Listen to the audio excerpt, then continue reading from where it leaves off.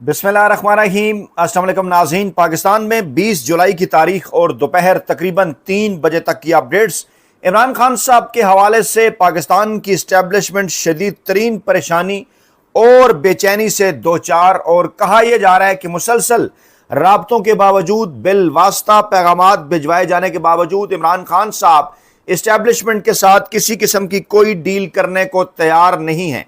Establishment के हलकों का दावा है कि सुप्रीम कोर्ट ऑफ पाकिस्तान में इमरान खान साहब से मुलाकातों के हवाले से केस की समाअत एक इशारा था, ग्रीन सिग्नल था कि मामलात आगे बढ़ाए जा सकते हैं। इमरान खान साहब से डील करने की आखिरी कोशिश थी, लेकिन जो बड़ा एतराफ़ सुप्रीम कोर्ट ऑफ पाकिस्तान में मरकजी हुकूमत और पंजाब हुकूमत की जानिब से किया गया है, कहा यह जा रहा है कि इमरान खान साहब ने अडयाला जेल के अंदर बैठे हुए एक बार फिर बाजी पलट दी है। इत्तलात ये हैं कि मौजूदा सिस्टम में हाइब्रिड निज़ाम में पाकिस्तानी इस्टेब्लिशमेंट इस वक्त नवाज शरीफ और आसिफ जरदारी दोनों का बोझ मजीद नहीं उठाना चाहती, उठाने से इनकार कर चुकी है, जान छुड़ाना चाहती है, मुस्तकबिल के हवाले से इमरान खान के साथ मामलात तय करना चाहती है। लेकिन इमरान खान की जानिब से मुसलसल इनकार ने पाकिस्तानी इस्टेब्लिशमेंट को एक ऐसे मकाम पर ला खड़ा कर दिया है कि जिन्हें शायद तारीख में पहली मर्तबा समझ नहीं आ रहा कि आइंदा आने वाले बरसों में पाकिस्तानी इस्टेब्लिशमेंट का पाकिस्तान की सियासत के अंदर क्या मुस्तकबिल होगा। तमाम तर कोशिशें कर ली गई, अदालतें मुकम्मल तौर पर फतह कर ली गई। अगर आज की जो सुप्रीम कोर्ट ऑफ पाकिस्तान में समाअत है, उसी का अगर मैं अहवाल आपके सामने रखूं तो तफसीलात खुलकर सामने आ जाती हैं। इमरान खान साहब से जेल मुलाकातों की दरखास्तों के हवाले से सुप्रीम कोर्ट ऑफ पाकिस्तान में समाअत थी। जस्टिस मोहम्मद अली मजहर साहब जनाब जो है वो 3 रुकनी बेंच की क़यादत कर रहे थे, और पंजाब हुकूमत ने यहाँ पर मुखालफत कर दी।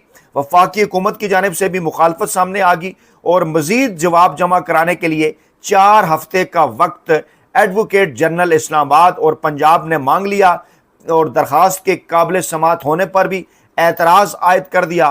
तकनीकी मामलात पर आधे घंटे तक बात होती रही, और फिर उसके बाद समाअत 3 हफ्तों के लिए मुलतवी कर दी गई। सुप्रीम कोर्ट ने इमरान खान से जेल मुलाकातों का, इमरान खान से होने वाली जो जेल मुलाकातें हैं उसके मुतल्लिक तमाम रिकॉर्ड तलब कर लिया, और 3 हफ्तों के अंदर एक जामे रिपोर्ट और मुकम्मल रिकॉर्ड जमा कराने की हदायत कर दी है। अब ये 3 हफ्तों का वक्त क्यों सामने आया है? बार बार मैं इस जानिब इशारा कर रहा हूँ कि अगस्त का महीना इंतहाई अहम है। पाकिस्तानी इस्टेब्लिशमेंट इन तमाम तर मामलात में से निकलना चाहती है। इन 3 हफ्तों के दौरान एक मरतबा फिर आखिरी कोशिश की जाएगी, पैगामात भिजवाए जा रहे हैं। अगस्त का महीना खारजा सतह पर भी पाकिस्तानी इस्टेब्लिशमेंट के लिए इंतहाई मानी खेज और इंतहाई नतीजा खेज साबित होने जा रहा है। और अगस्त का महीना वो महीना है जब अमरीकी ऐवान नुमाइंदगान के अंदर जो एक बिल पेश किया गया पाकिस्तान की क़यादत के हवाले से, अस्करी और सियासी क़यादत पर पाबंदियाँ लगाने के हवाले से, उसके बाद फिर वो बिल जो है वो खारजा अमूर की और दिफाई अमूर की कमेटियों के अंदर गया, और अब इत्तलात ये हैं कि वो बिल वापस आ रहा है अमरीकी ऐवान नुमाइंदगान के अंदर। अमरीकी सदर डोनाल्ड ट्रंप, जिनके सामने एक बड़ा चैलेंज मिड टर्म इलेक्शन भी हैं, ईरान जंग में भी जो कुछ वो खो चुके, पूरी दुनिया को इस बात का अंदाज़ा है, अंदर से उन्हें किस किस्म की मुश्किलात का सामना है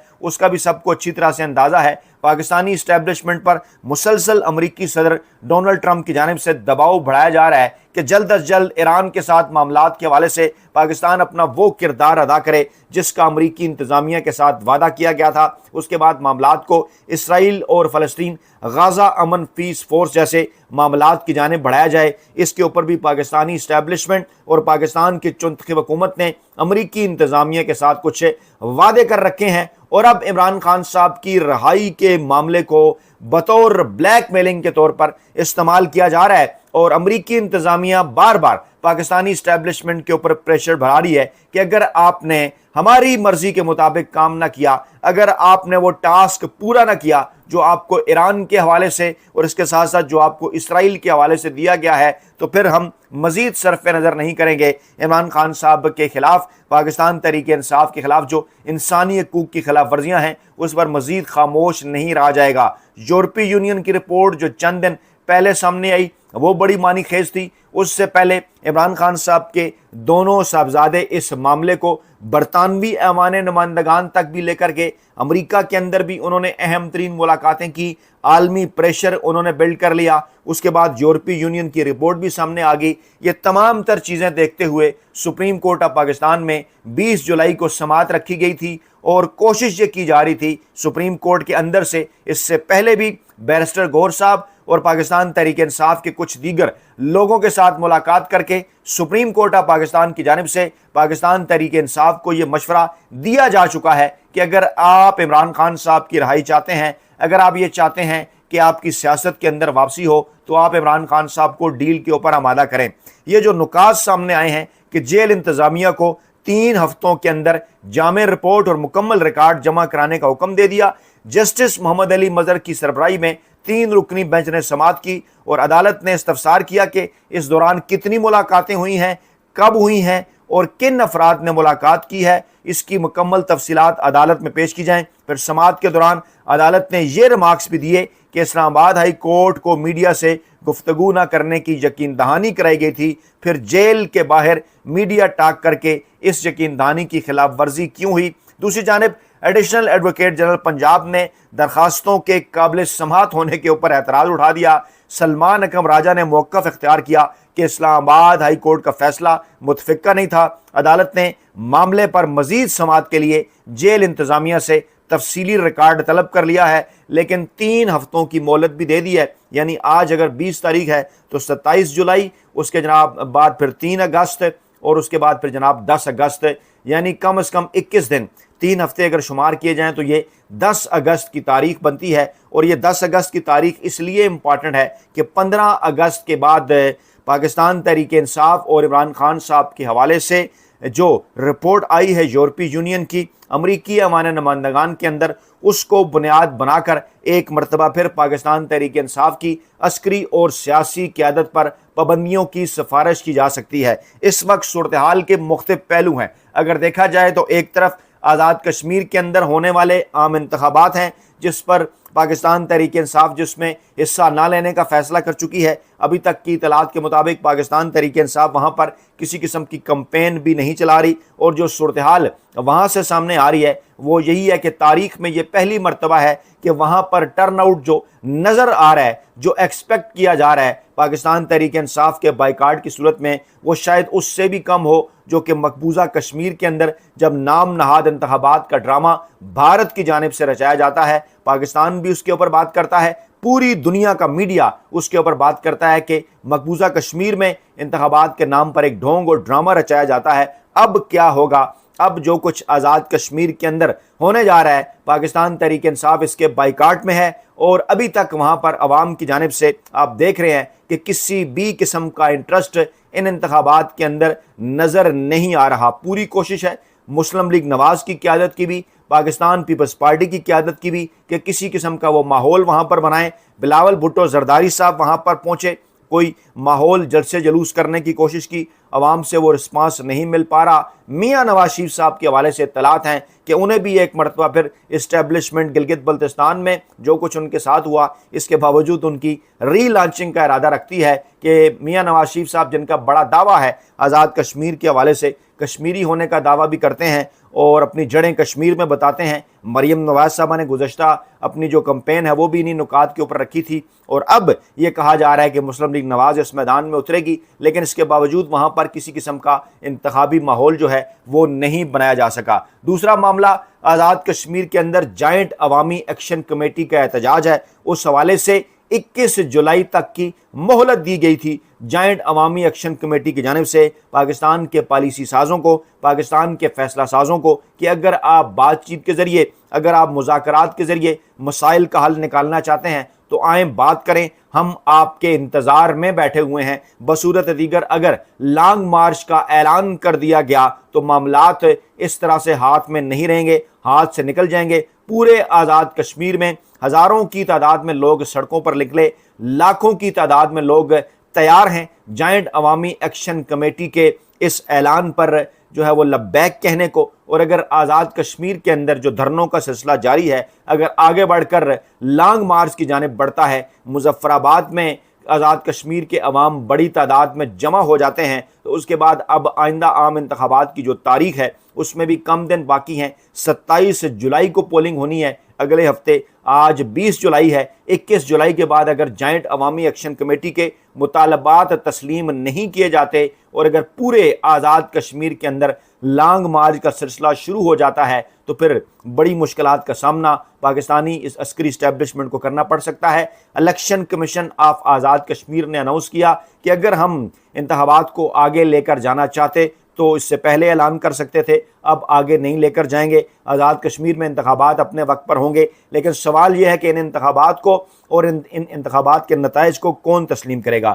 تیسرا بڑا معاملہ مولانا فضل الرحمان صاحب کی تقاریر، خاص طور پر پہلی تقریر جو انہوں نے کی ابھی اس کی گرد ہی نہیں بیٹھی تھی کہ مولانا فضل الرحمان صاحب نے جمعیت کے وکلاء کنونشن سے بات کرتے ہوئے کچھ ایسے بڑے اور نئے سوالات اٹھا دیے جنہوں نے اس وقت پاکستانی میڈیا کے اوپر ایک نئی بحث چھیڑ دی ہے. بہرحال کسی نہ کسی سطح پر یہ پوچھا ضرور جا رہا ہے کہ پاکستان تحریک انصاف ہو یا نورین نیازی صاحبہ ہوں، ان کے تو کسی بھی بیان کو لے کر میڈیا کے اوپر اور بڑے اینکروں، ویلے کالم نگاروں اور ملازم صحافیوں کی جانب سے شور کیا جاتا ہے. لیکن مولانا فضل الرحمان صاحب کی حمایت میں تو جنگ گروپ کے اندر کالم سامنے آ رہے ہیں اور کہا یہ جا رہا ہے، آج بھی لکھا محترم بلال غوری صاحب نے کہ مولانا فضل الرحمان صاحب کو، ریاست کو اپنا دشمن جو ہے وہ مولانا فضل الرحمان صاحب کو دشمنوں کی صفوں میں نہیں دھکیلنا چاہیے. اور بڑے ہی ایک جو کہتے ہیں نا کہ ہومیوپیتھک طریقے سے انہوں نے یہ بھی کہہ دیا کالم کے آخر میں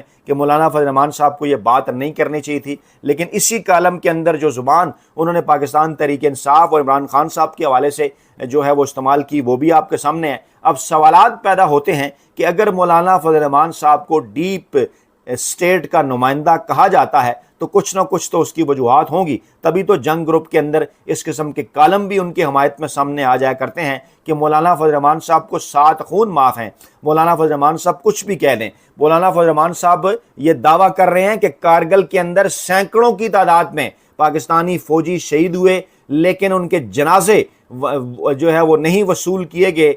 بھارت کی جانب سے انکار کر دیا گیا پاکستان نے، اور وہاں پر پھر انہیں بھارتیوں نے، ہندوؤں نے اسلامی طریقے سے انہیں دفنایا. یہ ایک بہت بڑا دعویٰ ہے کیونکہ اس سے پہلے بھی اس کے اوپر 1999 کے بعد بڑی لمبی چوڑی ڈیبیٹ ہو چکی ہے کہ وہ عمل جو کہ فوجی جرنیلوں نے اس وقت کی سیاسی قیادت کو اعتماد میں لیے بغیر کیا اور مسلسل یہ کہتے رہے کہ کارگل کی جنگ مجاہدین لڑ رہے ہیں، لیکن پھر جو کچھ ناردرن لائٹ انفنٹری کے ساتھ ہوا، جو کچھ پاکستانی افواج کے ساتھ ہوا، اس پر ماضی میں بھی سوالات اٹھتے رہے. اور اب مولانا فضل الرحمان صاحب جو دعویٰ کر رہے ہیں وہ انتہائی خوفناک ہے. بجائے یہ کہ ان کے اس دعوے کی صداقت جانچنے کے لیے کوئی کمیشن بنایا جائے، مولانا فضل الرحمان صاحب کو اس کمیشن کے اندر بلایا جائے، ان سے اس حوالے سے تفصیلات حاصل کی جائیں کہ بتائیے کتنے شہید کارگل کے اندر ہوئے. مولانا فضل الرحمان صاحب تو ڈنکے کی چوٹ پر یہ سوال پاکستانی اسٹیبلشمنٹ سے کر رہے ہیں اور پھر یہ بات بھی کر رہے ہیں کہ میں تمہیں جانتا ہوں، مجھے اندازہ ہے کہ شہیدوں کی کتنی اہمیت ہے تمہاری نظر میں.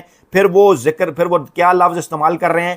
تذلیل کا لفظ استعمال کر رہے ہیں، توہین کا لفظ استعمال کر رہے ہیں، تحقیر کا لفظ استعمال کر رہے ہیں. یہ تینوں لفظ انہوں نے استعمال کرتے ہوئے کہا کہ پاکستان کے جو شہداء ہیں ان کی تذلیل، ان کی تحقیر اور اس کے ساتھ ساتھ جناب ان کی توہین جو ہے وہ تمہاری جانب سے کی جا رہی ہے. یہ مولانا فضل الرحمان صاحب جو بات ہے وہ پاکستانی اسٹیبلشمنٹ کو کہہ رہے ہیں. اب بجائے اس کے کہ اس کے اوپر بڑے اینکر، ویلے کالم نگار اور ملازم صحافی کھڑے ہوتے اور شور مچاتے کہ مولانا فضل الرحمان صاحب نے بھلا کیوں ہمارے فیورٹ فوجی جرنیلوں کے متعلق یہ بات کر دی، انہوں نے تو مولانا فضل الرحمان صاحب کی ان بٹوین دا لائن حمایت شروع کر دی ہے کہ نہیں جناب، مولانا فضل الرحمان صاحب کے ساتھ آپ کو دوستی رکھنی چاہیے، انہیں آپ کو دشمنوں کی صفوں کے اندر نہیں دھکیلنا چاہیے. اس کا کیا مطلب ہے؟ کچھ تو ہے جس کی پردہ داری ہے. کہا یہ جا رہا ہے کہ مولانا فضل الرحمان صاحب کی لانچنگ اس حوالے سے بھی دیکھی جانی چاہیے کہ وہ پاکستان تحریک انصاف کا مقابلہ کرنے میں خیبر پختونخوا کے اندر مکمل طور پر ناکام ہے. وہاں پر پاکستان تحریک انصاف کا ووٹر